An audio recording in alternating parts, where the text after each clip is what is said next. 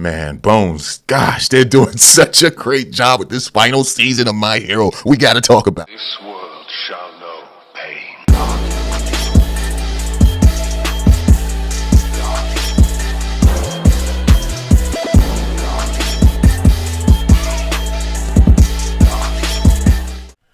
What's up, y'all? We back at it with another episode of My Hero Academia, man. Episode 166. It's only a few more episodes left for the final season. I want to say it's a total of 11 episodes, and I believe this was episode 7 of that season. So yeah, man, we got 4 episodes left. I cannot stress to y'all how good a job Bones has been doing with this series. It's crazy how I enjoyed reading this in the manga, but it's crazy how the anime has took it to greater heights, in my opinion, where you're feeling even more for the villains.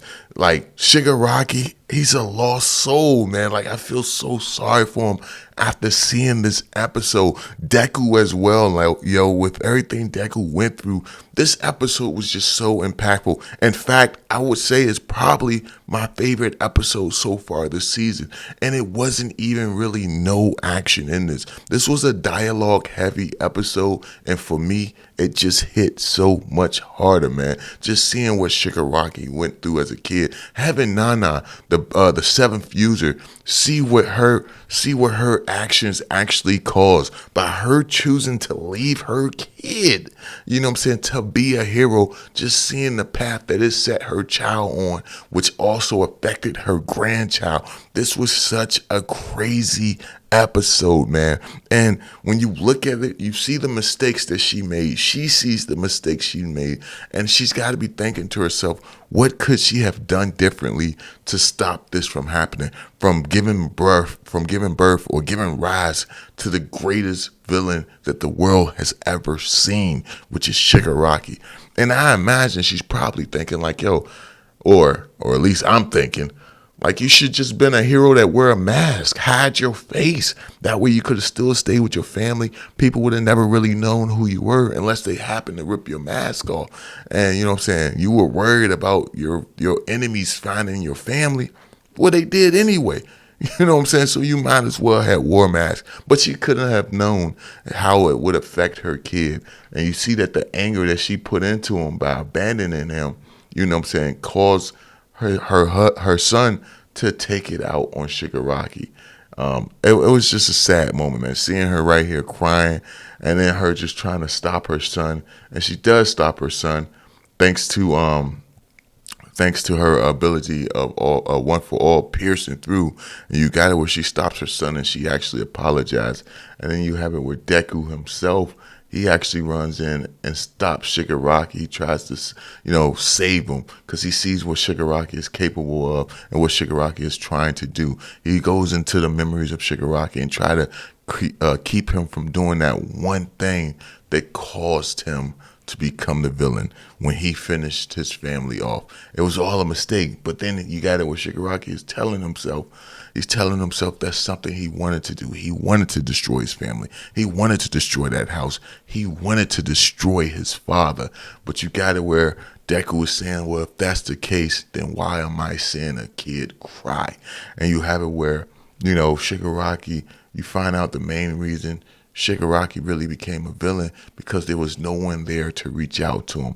No one was there to reach out and try to hold his hand. And you got Deku himself thinking to himself, he would have been lost had it not been for his friends at UA reaching their hands out to him to be a friend, telling him that they will be there for him, and that right there kept him from going on that darker path that we seen during the Vigilante Deku arc, or Dark Deku, whatever arc name you want to call it. And you have it where, because of that, Deku was able to somewhat break the hatred that was surrounding Shigaraki's heart, to the point where Shigaraki himself is saying, like, this kid is erasing all of my hatred. Damn. Hey, I'm sorry, man. This was just a good episode, man. This was a really good episode. And you got it where Shigaraki explains, like, I can't stop being a villain because, and this part is so deep, I can't stop being the world's villain because me being the world's villain is the only reason I'm able to be the world's villain is because they want me to be their hero. And he's referring to the villain. He is the hero of the villains. And that shit is just so damn deep. It means deep down, Shigaraki always wanted to be a hero, whether it was a hero in the eyes of the good people, or if it was a hero to the villains. He just wanted to be a hero, and this right here showcases it. Man, they just did such a great job with this episode, and you see people around the world, people who aren't necessarily villains, but people who feel like this world has nothing to offer them. There you have them saying, "Finish off this world, Shigaraki. Destroy it all, destroy it all, Shigaraki." You have these people saying this around the world, and to them, Shigaraki is their hero. And I just thought this was such a powerful moment. But then as that's going on, you have it where Shigaraki starts to see memories that he doesn't recall. Deku is seeing them as well. And you see his memories of Shigaraki's father talking to a mysterious man that we have no idea who this person is. And then we see All For One show up. He pops up, he reappears, and you see that, he tells Shigaraki like he's the one who planned all of this. Of course, Shigaraki is looking like, "What are you talking about?" And he says, "I orchestrated every decision in your life. In your life, I'm the reason all of this happened. I led you to believe that you were in control, that you were choosing your path, but it was me from the very beginning. I had to be careful. Your sister was too old, so I had to use you. You were still a baby." And you have it where he admits that when Shigaraki was first born, you know what I'm saying, he stripped Shigaraki of his power. Now, I can tell you guys what his original quirk is, but I'm not, because in the manga we didn't get it until after the series ended. Horikoshi announced what Shigaraki original quirk was. Now I don't know if they're going to actually add that part into the anime, so I'm not going to say it just yet. But as we go through this season, if they don't tell us what his original quirk is, because I have a feeling they're going to add it in. Even though we ain't get it in the manga, I feel like in the anime they're going to add it in. I will tell you guys what it is if they don't tell us themselves. But just keep in mind, Shigaraki quirk was taken. And we have it where, this guy, this old man, which is All For One, pretending to be some random guy, you have it where he actually gives Shigaraki his decay quirk. And we find out in this episode that it actually is, Overhaul's quirk, but it's only part of Overhaul quirk. Overhaul has the ability to deconstruct and reconstruct. He only gave him the deconstruct part. He didn't give him the part to reconstruct. And you have it where Shigaraki realized that he was being used. Everything that happened between him, all the decisions he made was all because, All For One. He triggered it. He put him on this path. He didn't have a choice to be anything else. He manipulated all of Shigaraki's life. And you have it where that right there pretty much destroyed Shigaraki's psyche. And he's gone now. And you have it where All For One pretty much gains control over Shigaraki's body. You see that because of that, because Shigaraki is gone, the decay quirk is actually gone as well. And that's something we didn't actually get in the manga. Or if they did mention it, I myself didn't catch it. So, hey, look, I'm not perfect. That's one of the things I missed. And but seeing it in the anime, I was able to catch him say those words, Shigaraki and decay are gone now. And you have it where, his body is still damaged due to all the damage that Shigaraki took. And we have this brutal scene right here of Deku. And I'm going to tell you guys, I'm surprised Bones went this far. This was unexpected. I knew what was happening in this episode, but I didn't think they would show us all the gritty stuff that we seen in the manga. And they actually show it. Like, you see Deku is a wreck right now. He's pretty injured, man. He's pretty injured. And I feel like when I seen this panel right here, Deku, man. I'm surprised they went this brutal with it. I'm surprised they showed us this, man. Deku laying there all bloodied up. Let me see if I could get a better picture of it. Let me see if I could. Yeah, oh, like with the streaks and stuff, his arms are gone because remember it got decayed in Shigaraki's world, so it came over to the real world. That panel right there, well, I'm saying panel like I'm reading the manga, but this scene right here was crazy, crazy, yo. I'm just really surprised they went that route when it comes to this episode. But then you have it where the other heroes, and my bad, I'm getting messages and everything about this episode already. But you have it where other heroes come to save Deku. You got Sero showing up, and you have it where I'm curious what quirk was your boy All For One about to use on Deku. But you have it where all the heroes start to show up to help Deku, as well as Eraserhead. You even have it where Warp Gate is being used by category. Like you have that going down as well, and you have so many heroes showing up to the battlefield to help Deku. You even have it where the people, they've changed. This guy right here, he was one of the guys who was against Deku coming back to UA.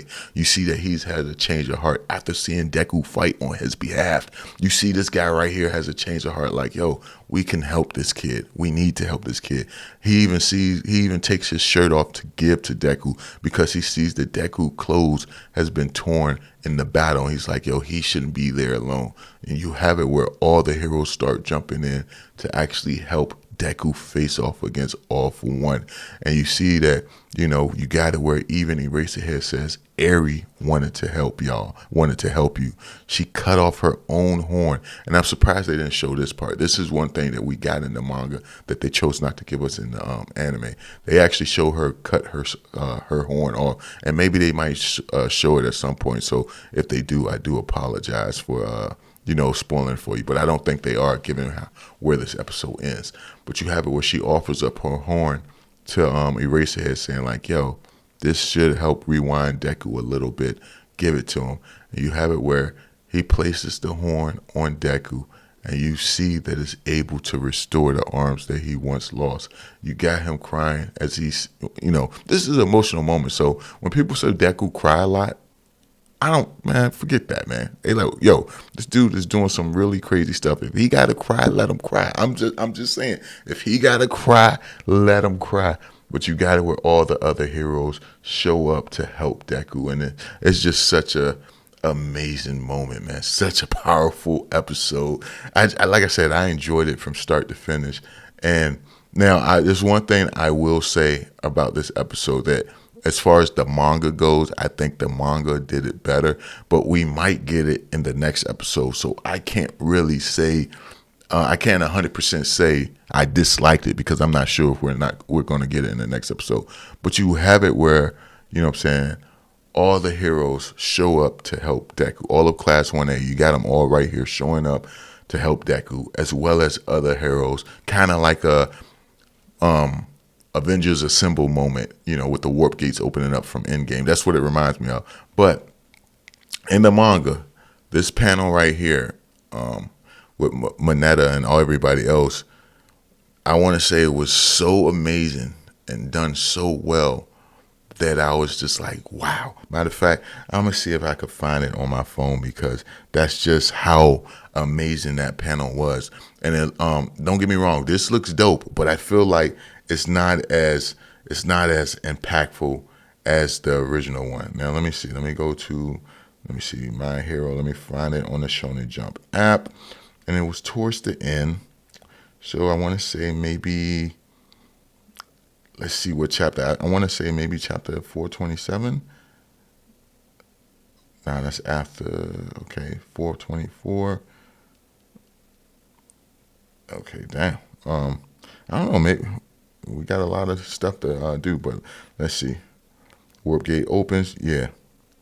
So I don't know. I just really like. Now, if you could see the way they got Mineta looking right here, that shit looks so goated. And I feel like it kind of took away from it in this episode. It didn't look as detailed, but overall, I mean, it was a great moment, but that would be my only gripe for this episode. But other than that, I feel like it was flawless, and it just pretty much ends with Deku just standing there crying because everyone's showing up. Now, you could say Deku's a crybaby. You could say that. I could hear people saying that. But like I said, this moment is just like what we got in Endgame. Okay? And Captain America, he was crying. He was like, yo, when his friend showed up, it was tears of relief when he's like, on your right? Or no, on your left. And everyone shows up to help him in his final battle. He was teary eyed with tears of joy. And Deku has the same thing. And I don't see people saying that about Captain America. People are saying that's one of the greatest moments of the movie. Of you know what I'm saying, what do you call it? The Marvel, the MCU. They're saying that's one of the greatest moments of it.